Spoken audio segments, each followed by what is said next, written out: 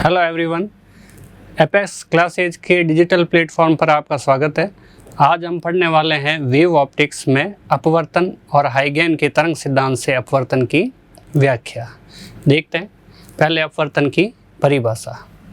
ये है अपवर्तन। अपवर्तन का मतलब होता है कि प्रकाश किरणें एक माध्यम से जब दूसरे माध्यम में प्रवेश करती है तो वो अपने मूल मार्ग से, जिस रास्ते से वो जा रही होती है, उस रास्ते से मुड़ जाती है और किसी और दूसरे रास्ते पर चली जाती है। इस घटना को हम अपवर्तन कहते हैं। मतलब प्रकाश किरणें अपना मार्ग बदल देती है। प्रकाश किरणें जब एक माध्यम से दूसरे माध्यम में प्रवेश करती है तो अपने मूल मार्ग से विचलित हो जाती है। ये प्रकाश किरण इधर से सीधी जा रही थी, लेकिन जैसे ही हवा से कांच में प्रवेश की तो इसने अपना रास्ता बदल लिया, इसकी डायरेक्शन चेंज हो गई। अब उसके बाद ये प्रकाश किरण वापस कांच से हवा में जब जा रही है तो इसकी डायरेक्शन इधर की साइड थी, जो इधर की साइड नहीं रहकर इसने फिर से अपनी डायरेक्शन बदल दी। तो यहाँ पर प्रकाश किरणों का दो बार अपवर्तन हो जाता है। एक बार हवा से कांच में जाते समय प्रकाश किरणें मुड़ती है, मतलब एक बार अपवर्तन हुआ, और दूसरी बार प्रकाश किरणें कांच से हवा में जाते समय प्रकाश किरणें मुड़ती है, तो दूसरी बार यहाँ पर अपवर्तन हुआ। तो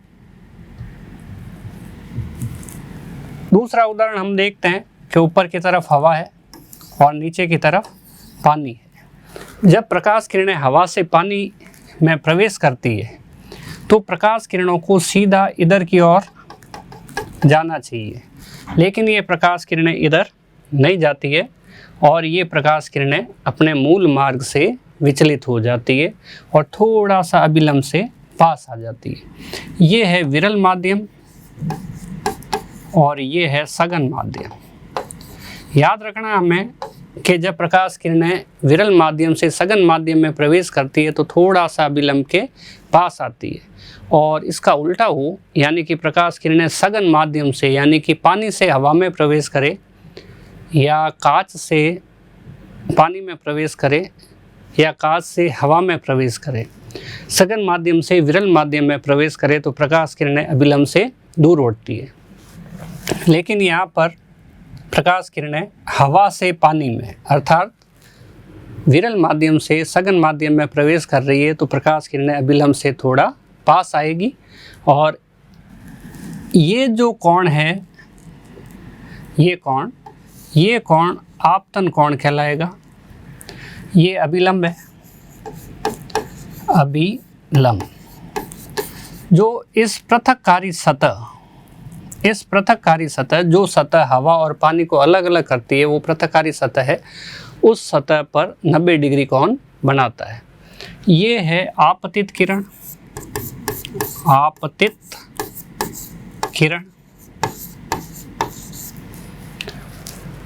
जो प्रकाश स्रोत से पृथककारी सतह तक पहुंचती है वो आपतित किरण, और प्रकाश किरणें पानी के अंदर मुड़ जाती है, ये है अपवर्तित किरण। अपवर्तित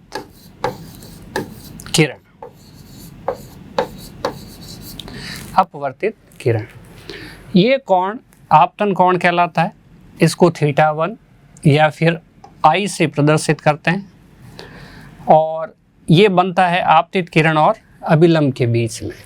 दूसरा ये कोण θ2 या R से प्रदर्शित करते हैं, ये बनता है अभिलंब और अपवर्तित किरण के बीच में। तो यहाँ पर हमने देखा कि प्रकाश किरणें मुड़ती है, इस घटना को हम अपवर्तन कहते हैं। अपवर्तन में दो बातों का हमें ध्यान रखना पड़ेगा। पहली बात है अपने पास कि प्रकाश किरण में प्रकाश का वेग बदलता है, दूसरी बात हमें ध्यान रखनी है कि आवृत्ति नियत रहती है, आवृत्ति नहीं बदलती है। आवृत्ति नियत रहती है, आवृत्ति नहीं बदलती है। छोटे ऑब्जेक्टिव टाइप के सवालों में ये चीज़ें काम आने वाली है। तो हमने अभी सीखा है कि प्रकाश किरणें जो मुड़ती है माध्यम बदलने पर, उस घटना को हम अपवर्तन कहते हैं। यहाँ पे बीच में शब्द काम आए थे सघन और विरल। सघन और विरल शब्द काम आए थे, तो समझते हैं सघन का मतलब क्या होता है और विरल का मतलब क्या होता है। हमने एक समान आयतन के दो पात्र लिए, समान आयतन के दो पात्र लिए, उसमें मान लो भाई हमने हरे कलर की बॉलें उसमें डाली है, इधर भी हरे कलर की बॉलें डाली है, लेकिन एक साइड बॉलों की संख्या कम है, दूसरी साइड बॉल की संख्या ज़्यादा है। तो इसमें एकांक आयतन में ये बॉल है, ये अणु है, तो इन अणुओं की संख्या ज़्यादा है। फिक्स आयतन के अंदर सेम आयतन है, लेकिन इसके अंदर सेम आयतन में अणुओं की संख्या ज़्यादा है, तो ये सघन माध्यम है, ये सघन माध्यम है। और इसमें सेम आयतन में अणुओं की संख्या कम है, तो ये विरल माध्यम है। विरल माध्यम में अणु थोड़े दूर दूर होते हैं, उनके बीच में थोड़ा स्पेस होता है, रिक्त स्थान होता है, और वो इधर उधर मूवमेंट कर सकते हैं, गति कर सकते हैं, इधर उधर गतिशील रह सकते हैं। जितनी ज़्यादा स्पेस होगी गतिशीलता उतनी ही बढ़ जाएगी।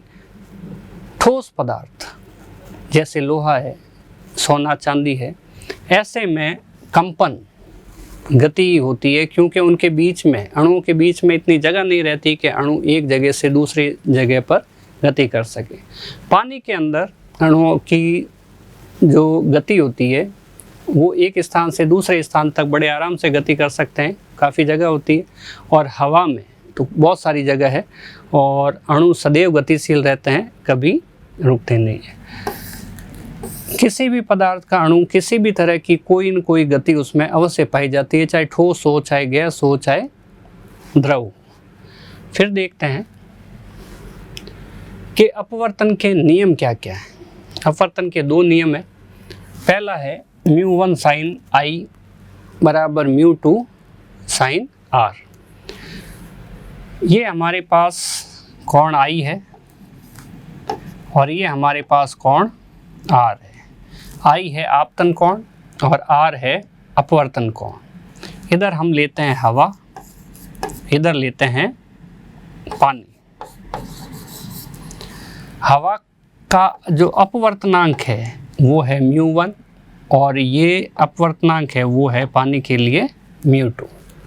देखते हैं अपवर्तनांक क्या होता है।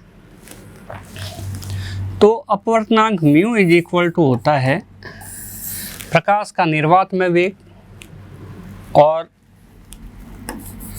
प्रकाश का निर्वात में वेग और प्रकाश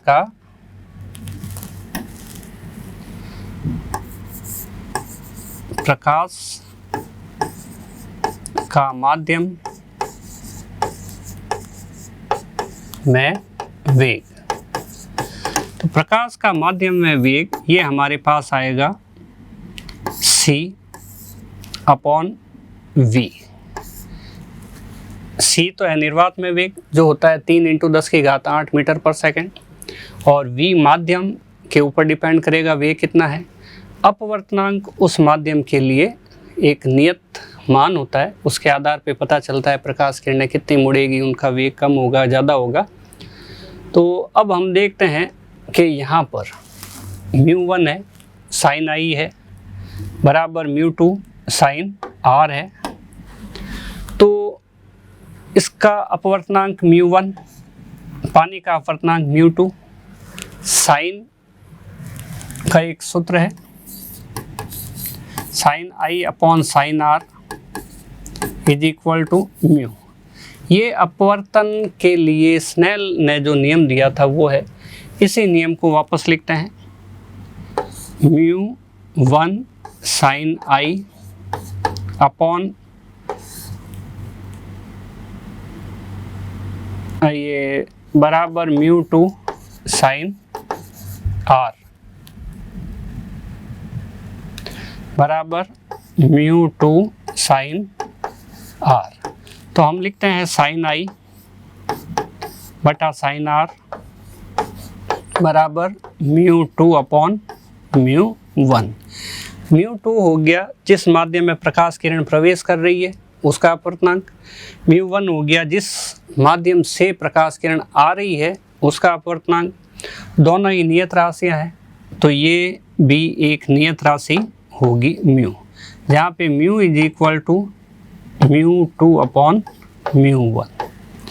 और यहाँ हो जाएगा हमारे पास साइन आई अपॉन साइन आर। तो ये स्नेल का नियम है और ये नियम सेम है। तो अपवर्तन का पहला नियम हो गया साइन आई अपॉन साइन आर बराबर म्यू, या हम इसे ऐसे भी कह सकते हैं म्यू वन साइन आई बराबर म्यू टू साइन आर। दूसरा नियम हमारे पास है आपतित किरण, यानी कि ये किरण आपतित किरण, ये अभिलंब और ये अपवर्तित किरण। अपवर्तित किरण ये तीनों एक ही तल में होते हैं, यानी कि इसको एक समतल पर बनाया जा सकता है, 2D डायग्राम के रूप में बनाया जा सकता है। तो देखते हैं कैसे कि ये आपतित किरण है, जो पेन है वो आपतित किरण है, अभी पेन जो है वो अभिलंब है और अभी पेन है जो अपवर्तित किरण है। अगर ये ऐसे नहीं हो और ये पेन या आपतित किरण थोड़ा इस तरीके से हो कि भाई प्रकाश किरण दूसरी दिशा से इधर से आ रही है, तो इधर से अगर प्रकाश किरण आ रही है तो ये बोर्ड पे नहीं बनाई जा सकती, बोर्ड से कुछ कोण बनाते हुए आ रही है, तो ये प्रकाश किरण इस तरह से एक तल में नहीं हो सकती। अभी जो डायग्राम बना हुआ है उसमें ये तीनों एक ही तल में है। कैसे कि बोर्ड जो है उसमें लंबाई और चौड़ाई है, यानी कि ये 2D है, द्विविमीय है, और ये तीनों इस द्विविमीय स्थिति में सही ठीक से एडजस्ट हो रहे हैं। तो कहने का मतलब आपतित किरण, अभिलंब और अपवर्तित किरण तीनों एक ही तल में होते हैं। दो नियम हुए अपवर्तन के। अब देखते हैं एक सवाल है प्रकाश किरण हवा से कांच में प्रवेश करती है, हवा से कांच में प्रवेश करती है, तो आपतन कोण 45 डिग्री है। हमें ये वाला कोण 45 डिग्री 45 डिग्री दिया हुआ है, तो अपवर्तन कोण का मान ज्ञात करो। कांच का अपवर्तनांक दिया हुआ है हमें √2, यानी कि ये μ2 का मान हमें √2 दिया हुआ है, μ1 का मान हमें नहीं दिया हुआ है। अभी देखेंगे ये कोण हमें 45 डिग्री दिया हुआ है, कोण R का मान हमें ज्ञात करना है, अपवर्तन कोण R का मान हमें ज्ञात करना है। अपवर्तन के नियम से, अपवर्तन के नियम से, अपवर्तन का नियम है हमारे पास μ1 sin I बराबर μ2 sin R।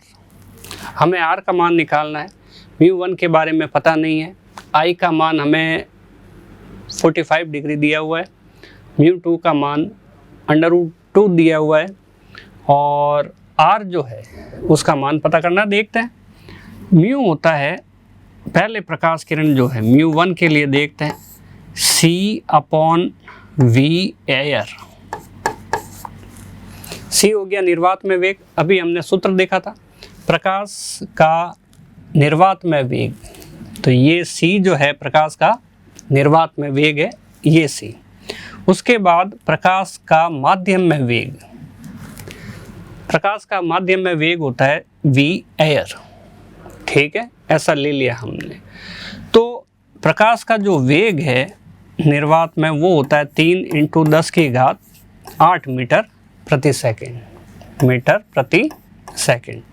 और यहीं पे हवा के अंदर, हवा थोड़ा डेंस मीडियम है, डेंसर है, तो लेकिन प्रकाश का वेग लगभग उतना ही रहता है, कम होता है, लेकिन कोई विशेष अंतर नहीं आता। इसलिए हम मानते हैं 3 × 10⁸ मीटर प्रति सेकंड।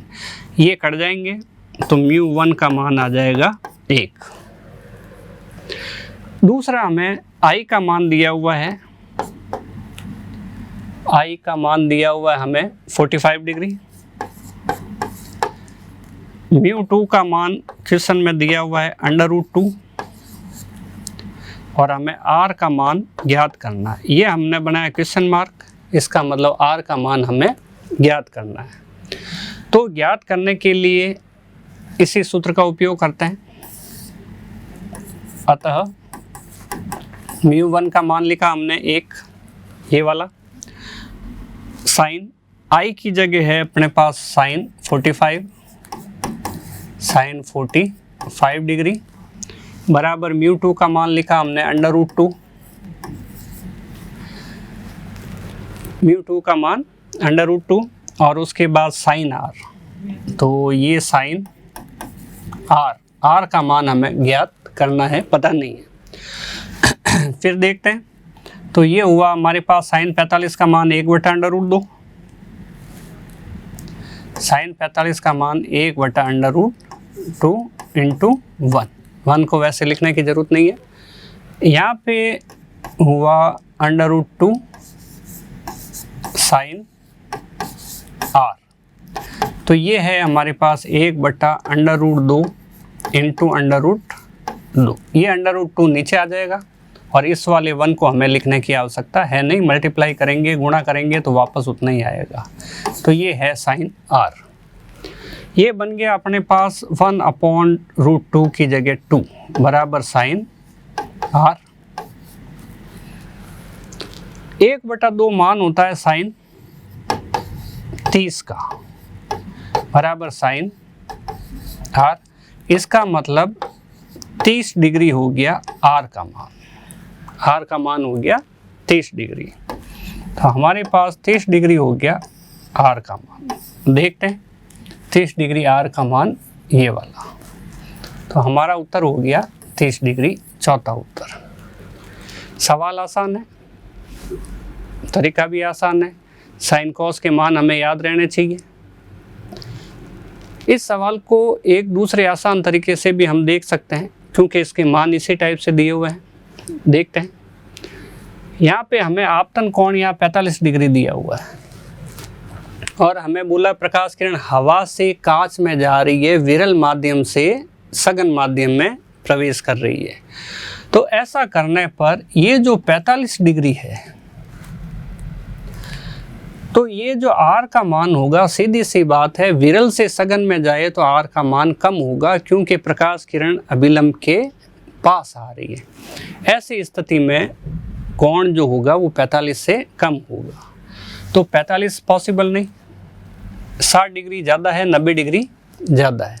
45 से कम होगा तो 45 पॉसिबल नहीं, तो 60 नहीं, 90 नहीं, तो फिर पीछे 30 डिग्री कोण है। एक शॉर्ट ट्रिक हो गई अपने पास आसान तरीके से इसे सॉल्व करने के लिए। और थ्योरेटिकल करना है तो ये तरीका है ही, इस तरीके से हम कर सकते हैं। आगे हम देखते हैं प्रकाश के अपवर्तन के उदाहरण। प्रकाश के अपवर्तन के उदाहरण, तो पहला हम लेते हैं, आसमान में तारे टिमटिमाते हुए दिखाई देते हैं। रात्रि के समय आसमान में जब तारे को देखते हैं हम, तो ये तारे, छोटे छोटे तारे हिलते हुए दिखाई देते हैं। इस चीज़ को हम कहते हैं तारों का टिमटिमाना। अपने ही स्थान पर ये तारे थोड़े थोड़े हिलते हुए दिखाई देते हैं, उसका कारण अपवर्तन है। तो हम देखते हैं अपवर्तन कैसे है कि प्रकाश किरणें जब दूर सूर्य से आती है तो ये वायुमंडल की बहुत सारी परतें हैं और उसके बाद हमारे पास ये पृथ्वी है, उसके बाद हमारे पास ये पृथ्वी है। तो पृथ्वी पर जब प्रकाश किरणें पहुंचती है, पृथ्वी पर जब प्रकाश किरणें पहुंचती है सूर्य की, तो ये प्रकाश किरणें बार बार वायुमंडल की परतों से अपवर्तित होती है और फिर पृथ्वी पर पहुंचती है। सूर्य का प्रकाश निर्वात में सीधा चलेगा, सूर्य का प्रकाश निर्वात में बिल्कुल सीधा चलेगा, लेकिन वायुमंडल की जो परतें हैं, कोई परत सघन ज़्यादा है, कोई परत सघन कम है, मतलब थोड़ी विरल है। सघन का मतलब किसी परत में अणुओं की संख्या पास पास है और किसी परत में अणुओं की संख्या दूर दूर है। तो ऐसी स्थिति में प्रकाश किरणें अपने मूल मार्ग से विचलित हो जाती है थोड़ी सी। तो ऐसी प्रकाश किरणें जब मनुष्य की आंखों पे गिरती है तो ये तारे अपनी ओरिजिनल स्थिति में नहीं दिखाई देते। थोड़ा आभास होता है कि तारे ने अपना स्थान बदल दिया है, फिर आभास होता है तारे ने फिर अपना स्थान बदल दिया है। तो ये तारे हमें थोड़े थोड़े हिलते हुए दिखाई देते हैं। वास्तव में तारे हिलते नहीं है, टिमटिमाते नहीं है, लेकिन अपवर्तन के कारण हमें इस चीज़ का आभास होता है। अपवर्तन एक ऐसी घटना है जो भ्रम उत्पन्न करती है। वास्तव में घटनाएं होती नहीं है, लेकिन होने का आभास करवाती है अपवर्तन इस टाइप से। दूसरा है, पानी में सिक्का थोड़ा ऊपर उठा हुआ दिखाई देता है। यहाँ हमने एक एग्जाम्पल लिया है। यहाँ पे ये पानी है, ये सिक्के की वास्तविक स्थिति है। सिक्का वास्तव में यहाँ पे है, तो वास्तविक स्थिति, और ये इसकी आभासी स्थिति है।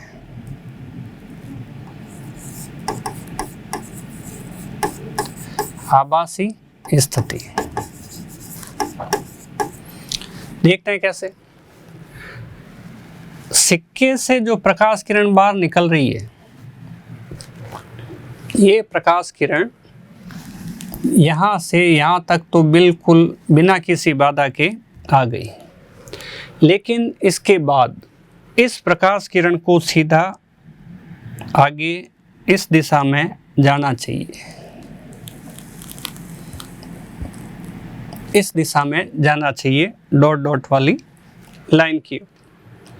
लेकिन प्रकाश किरणें पानी से हवा में प्रवेश कर रही है, मतलब सघन माध्यम से विरल माध्यम में प्रवेश कर रही है। ये इसका अभिलंब है।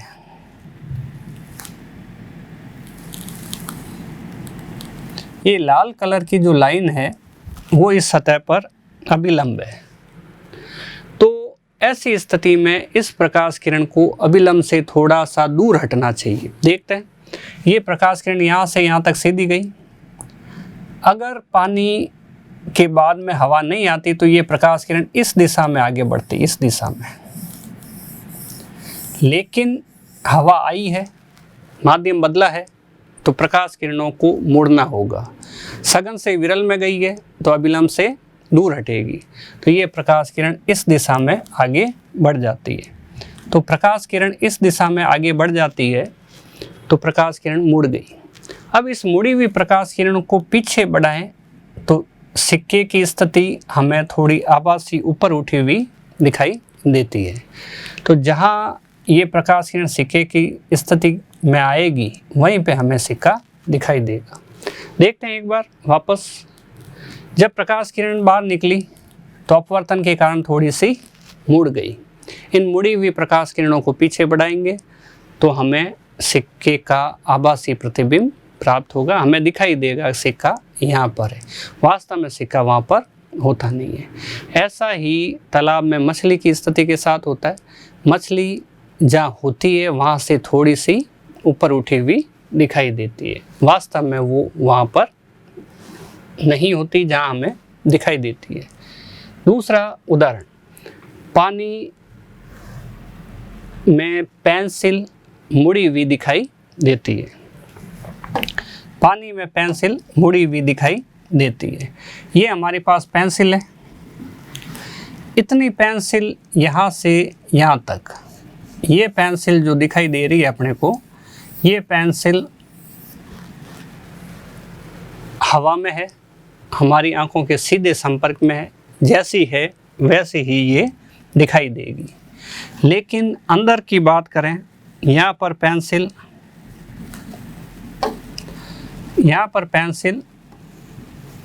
अंदर की ओर ऐसे है।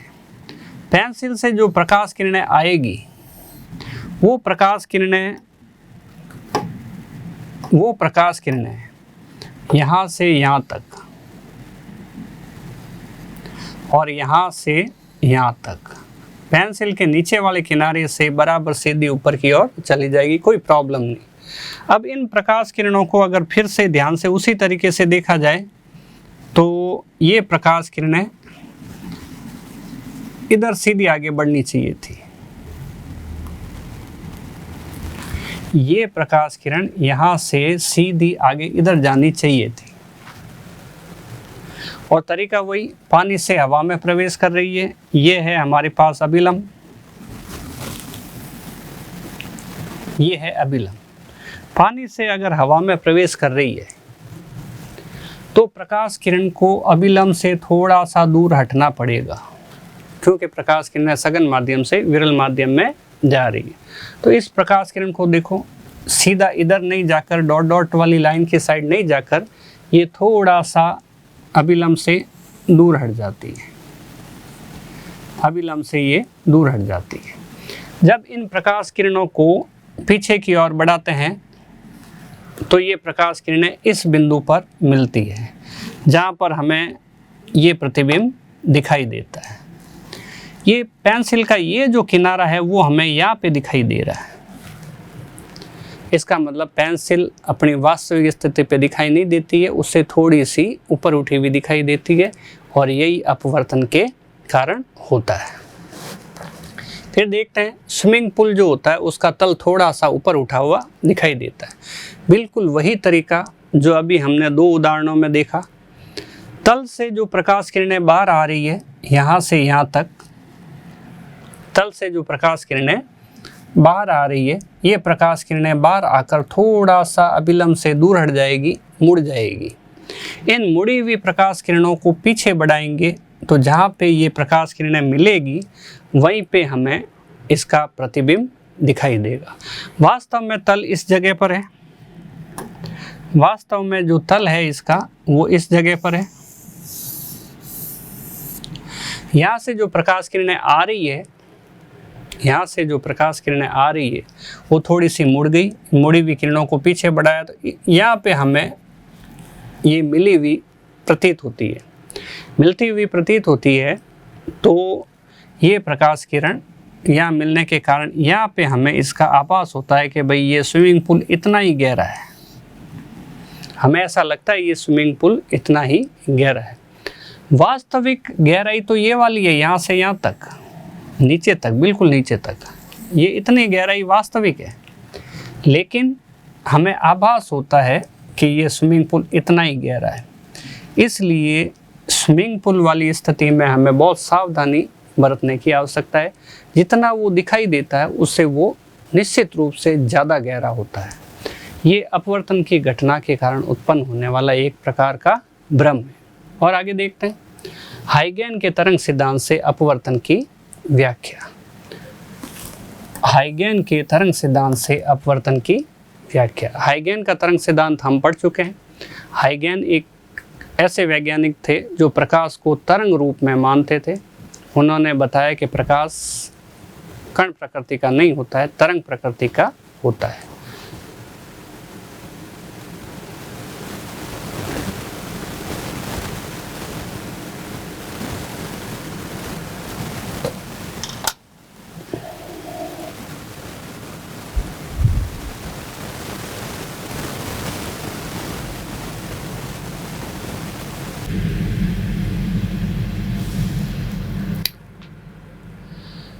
तो अब हम पढ़ते हैं हाइगेन के तरंग सिद्धांत से अपवर्तन की व्याख्या। हाइगेन ने अपना तरंग सिद्धांत दिया था 1678 में और उन्होंने बताया था कि प्रकाश तरंग के रूप में आगे बढ़ती है, कण प्रकृति की प्रकाश तरंगे नहीं होती है। उसी आधार पर तरंगाग्र की थ्योरी भी उन्होंने दी थी। उसी आधार पर हम परावर्तन की व्याख्या कर चुके हैं और अब हम अपवर्तन की व्याख्या करने वाले हैं। तो तरंगाग्र ये हमारे पास है, तो हम मानते हैं कि ये एक तरंगाग्र इधर से इधर आपतित होता है पानी से, हवा से पानी की ओर। हवा से ये तरंगाग्र आ रहा है और यहाँ से अपवर्तित होकर ये इस दिशा में लौट रहा है। तो कुल मिलाकर ये आपतित तरंगाग्र है। आपतित तरंगाग्र,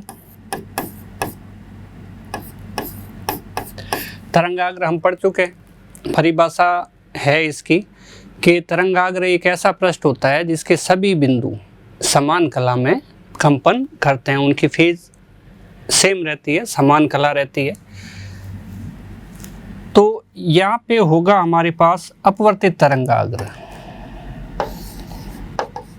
अपवर्तित तरंगाग्र देखने की बात है कि यहाँ पर हवा है, यहाँ पर नीचे की ओर पानी है, यहाँ का अपवर्तनांक μ1 है, पानी में अपवर्तनांक μ2 है। ये विरल माध्यम है हवा, ये सघन माध्यम है और हवा में प्रकाश का वेग हम c1 ले लेते हैं और सघन माध्यम पानी के अंदर प्रकाश का वेग हम c2 ले लेते हैं। हमें वैसे ही पता है कि वेग जो है वो हवा का अधिक होता है, हवा में प्रकाश का वेग अधिक होता है और पानी में प्रकाश का वेग कम होता है। सघन माध्यम में अपवर्तनांक म्यू का मान इसके लिए ज़्यादा होता है। वैसे हमें याद रखने की बात है कि हवा का अपवर्तनांक जो होता है वो लगभग 1 होता है, 1 ही मानते हैं हम, और इसके लिए 1.5 के आसपास का पानी है। पानी के लिए 1.33 होता है और कांच के लिए 1.55 के आसपास का होता है। तो अब जैसा अभी हमने बताया कि प्रकाश तरंगाग्र के रूप में इस तरह से आगे बढ़ रहा है, तो ये जो तरंगाग्र है, तो कोई एक तरंगाग्र इस स्थान पर होगा, कोई एक तरंगाग्र इस स्थान पर होगा। इस तरंगाग्र के लंबवत प्रकाश किरण है, ये वाली प्रकाश किरण मान लो P है और ये प्रकाश किरण हम मान लेते हैं Q है और ये प्रकाश किरण P है। ये जो तरंगाग्र हमने लिया था, ये तरंगाग्र, इसके लंबवत ये प्रकाश किरणें है। अब यहाँ पर इस तरंगाग्र की स्थिति को प्रदर्शित हम इस तरीके से कर रहे हैं कि ये तरंगाग्र इस तरीके से प्रदर्शित हो रहा है, ये तरंगाग्र है। तो हमें सोचने की बात है कि जब तरंगाग्र का P भाग, नीचे वाला भाग, जब पानी की सतह से टकरा गया था, उस समय इसका Q भाग हवा में था, इसको हम बिंदु B से प्रदर्शित कर लेते हैं। अब P भाग का अपवर्तन हो चुका है, P भाग पानी में प्रवेश कर चुका है और इस दिशा में आगे बढ़ रहा है, इस दिशा में आगे बढ़ रहा है, लेकिन Q भाग अभी तक हवा में ही है। Q भाग का अपवर्तन नहीं हुआ है, अभी तक इसका कोई अपवर्तन नहीं हुआ। यहाँ पर इसका वेग c1 है और यहाँ पर इसका वेग c2 है। c1 का मान अधिक है और c2 का मान कम है, c2 का मान कम है।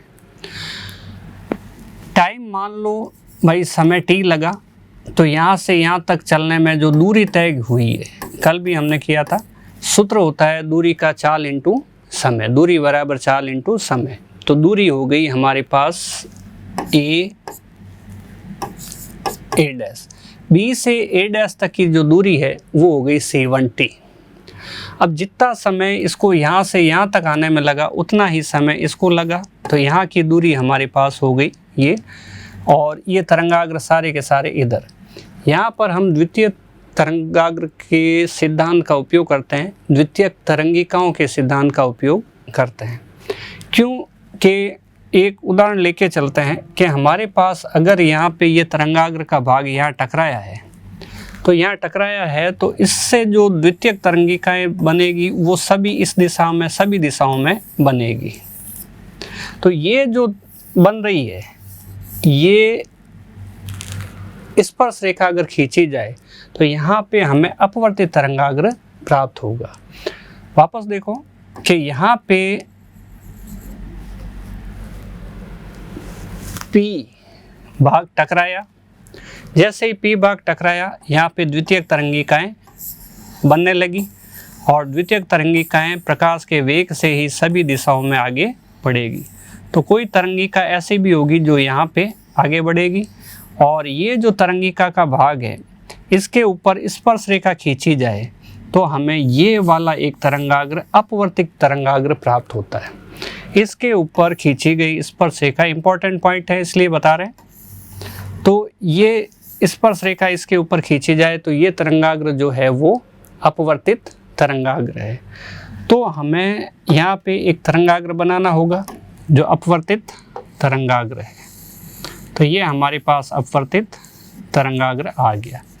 तो ये सारे तरंगाग्र इधर आगे की ओर अपवर्तित होकर आगे बढ़ेंगे। तरंगाग्र के बारे में बताया कि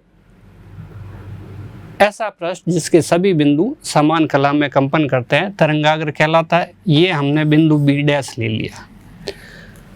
तो ये जो दिखाई दे रहा है AB वो है आपतित तरंगाग्र। ये जो दिखाई दे रहा है A डैश B डैश ये हो गया अपवर्तित तरंगाग्र। हमने उपयोग किया है द्वितीय तरंगिकाओं के सिद्धांत का।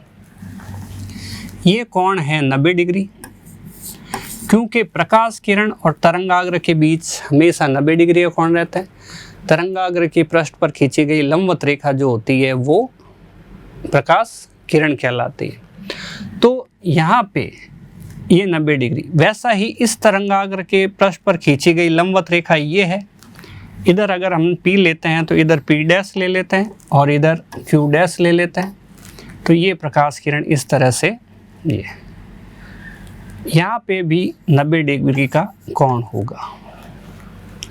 अब एक बात लेते हैं हम कि आपतन कोण हमारे पास होना चाहिए।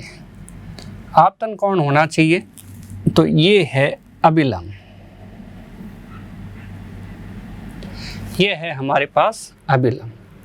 अभिलंब के साथ ये वाला जो कोण बनेगा आपतित किरण का ये हमारे पास होगा, ये हमारे पास होगा I। ये जो कोण है वो हमारे पास I है। ये तरंगाग्र है, ये प्रकाश किरण है। तो ये जो प्रकाश किरण है उसका ये वाला कोण होगा 90 डिग्री। ये इतना जो कोण बनेगा वो होगा 90 डिग्री। 90 में से ये I हो गया है तो पीछे बचा हुआ कितना होना चाहिए? पीछे बचा हुआ 90 माइनस I होना चाहिए। 90 था पूरा, 90 में से ये हो गया अपने पास 90 माइनस I, यानी कि 90 के दो भाग हो गए, एक भाग हुआ I तो दूसरा हो गया 90 माइनस I। ठीक इसी तरीके से वापस देखते हैं, ये जो कोण है वो 90 डिग्री है, क्योंकि ये तरंगाग्र है, ये प्रकाश किरण है तो 90 डिग्री का कोण रहेगा। और एक I हुआ तो दूसरा 90 माइनस I होगा। फिर देखते हैं, ये जो भाग है हमारे पास और ये अभिलंब है, दोनों के बीच में 90 डिग्री का कोण है। 90 में से एक बन गया 90 माइनस I। तो अब ये कोण कितना होगा? ये वाला कोण कितना होगा? तो इस कोण के लिए अभी अभी देखा हमने कि एक 90 माइनस I है तो ये वापस कितना होगा? I होगा। बिल्कुल ऐसा का ऐसा इधर कि हम इधर एक अभिलंब लेते हैं, ये अभिलंब है, ये हमारे पास कोण R है, अपवर्तन कोण, अभिलंब और ये अपवर्तित किरण, रेड कलर की अपवर्तित किरण और डॉटेड लाइन जो है हमारे पास वो अभिलंब है। दोनों के बीच बनने वाला कोण अपवर्तन कोण R है। फिर उसी तरीके से यहाँ पर ये तरंगाग्र है अपवर्तित और ये है प्रकाश किरण, दोनों लंबवत होती है, तो ये कोण 90 डिग्री है। 90 में से अगर ये वाला R हो गया तो ये कोण कितना होगा? ये कोण हमारे पास होगा 90 माइनस, ये कोण हमारे पास होगा 90 माइनस R। अगर दोनों को जोड़ा जाए 90 होता है कि नहीं होता है, तो 90 minus R plus R, R से R कट गया बराबर हो गया 90 डिग्री। तो 90 माइनस R और R, तो इस तरह से हम देख रहे हैं कि आपतित तरंगाग्र और अपवर्तित तरंगाग्र किस तरह से गति कर रहे हैं, उनके कोण क्या क्या हो रहे हैं। एक कोण और लेने की हमें आवश्यकता है कि ये कोण क्या होगा, ये वाला कोण क्या होगा। तो सीधी सी बात है, ये है पृथकारी सतह जहाँ से हवा और पानी अलग अलग होते हैं, ये अभिलंब है, तो इन दोनों के बीच जो कोण बनेगा वो हमारे पास होगा R। तो हमारे पास यहाँ दो त्रिभुज प्राप्त हुए हैं। पहला प्राप्त हुआ है A डैश B, ये वाला ऊपर वाला वाइट कलर का, ये त्रिभुज प्राप्त हुआ है। दूसरा प्राप्त हुआ है A dash B dash, A dash B dash. तो ये जो दो त्रिभुज प्राप्त हुए हैं, इन दोनों त्रिभुजों को अगर ध्यान से देखा जाए तो ये कोण I है।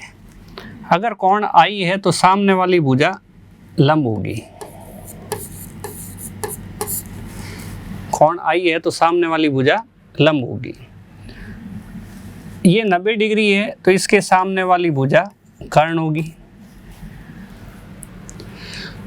इधर ये कोण R है, R के सामने वाली भुजा है हमारे पास AB डैश, वो लंब होगी। और इसमें B डैश कोण 90 डिग्री है, 90 डिग्री के सामने वाली भुजा ये वाली है, ये भुजा 90 डिग्री के सामने की है। तो यहाँ पे ये जो भुजा होगी वो कर्ण होगी।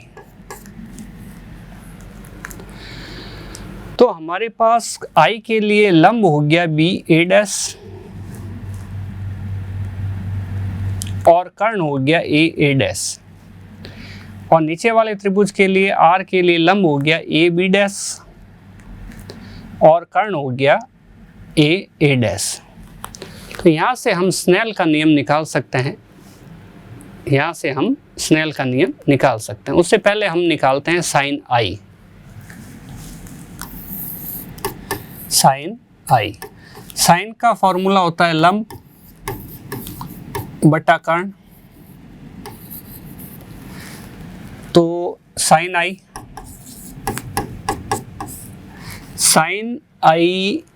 बन जाएगा, लंब है अपने पास BA डैश और कर्ण है AA डैश, BA डैश और कर्ण है AA डैश। तो साइन I हमारे पास आता है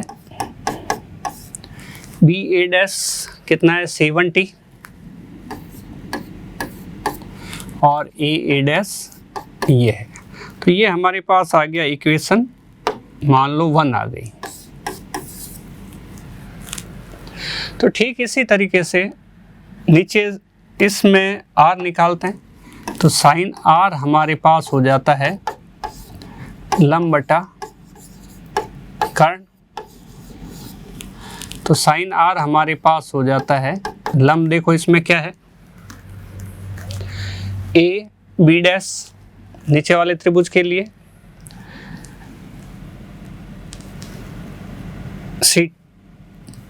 AB डैश और कर्ण क्या है A डैश। AB डैश का जो मान है वो साइन R बराबर AB डैश का जो मान है वो है C2T। और ए डैश। Equation number 2। ये लिया हमने ए डैश बी से, ए डैश बी से, ट्रायंगल ए डैश बी से, और ये जो लिया हमने ए डैश बी डैश से, त्रिभुज ए डैश बी डैश से। तो हमारे पास दो चीज़ें आई, एक आया साइन आई का मान और एक आया साइन आर का मान। साइन आई का मान आया ऊपर वाले त्रिभुज से, साइन आर का मान आया नीचे वाले त्रिभुज से। तो अब हम देखते हैं कि समीकरण 1 में 2 का भाग दिया, तो ये है हमारे पास साइन आई बटा साइन आर। साइन आई का मान हमारे पास क्या है,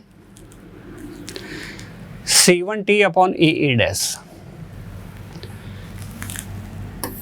C1t अपॉन ए डैश, और साइन आर का मान हमारे पास क्या है, C2t अपॉन ए डैश। तो C2t अपॉन ए डैश।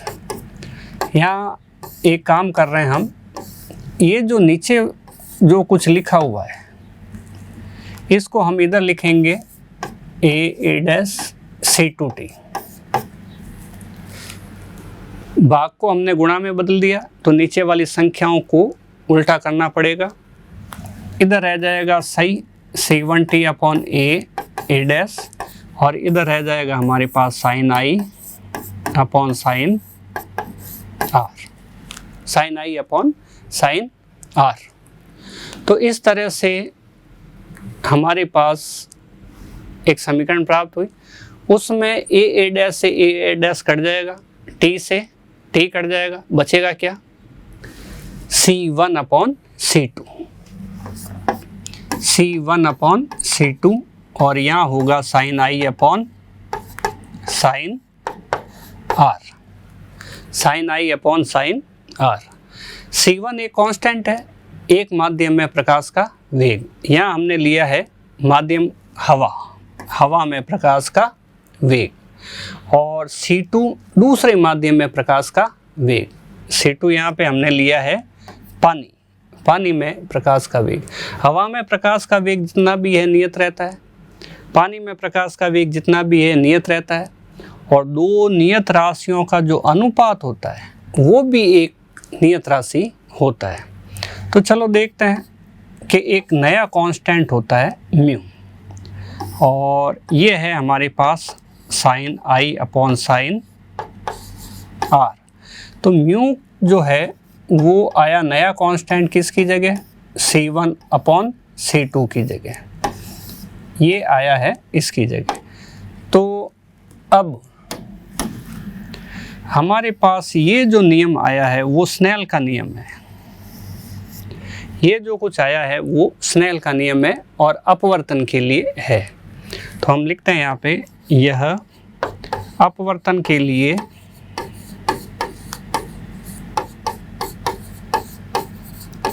स्नेल का नियम है।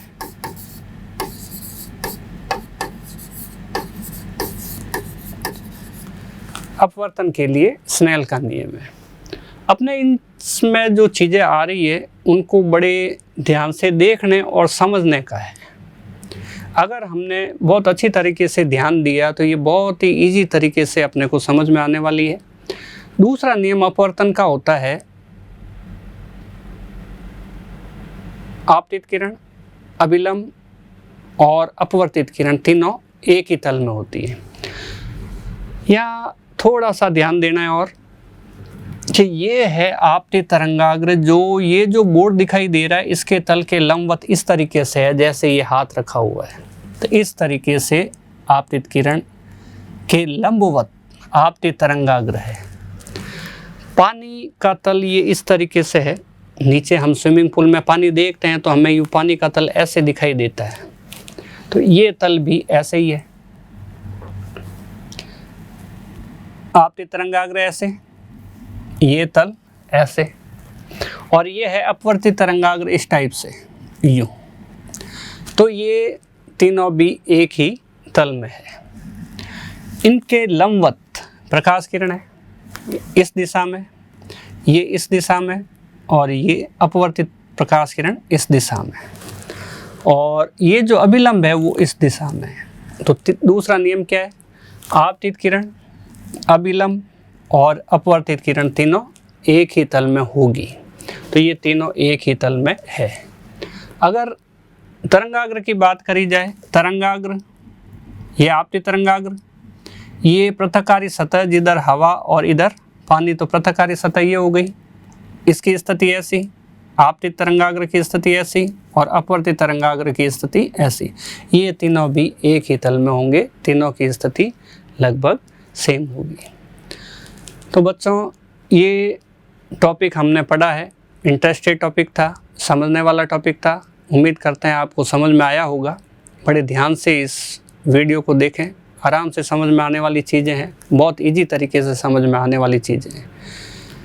एपेक्स क्लासेज के डिजिटल प्लेटफॉर्म पर अगर आप देख रहे हो तो आपको ज़रूर और निश्चित रूप से समझ में आएगा, उसमें कोई किसी तरह का कोई डाउट नहीं है। ये आज अपना टॉपिक कंप्लीट हुआ। नेक्स्ट अगले टॉपिक में फिर मिलेंगे। Thank you. सब्सक्राइब करें हमारा apex classes edutech YouTube channel, साथ ही बेल आइकन को क्लिक करना बिल्कुल ना भूलें, ताकि आगे आने वाले सभी यूट्यूब वीडियोस की अपडेटेड नोटिफिकेशंस सबसे पहले आपको मिले। Apex classes edutech, subscribe now.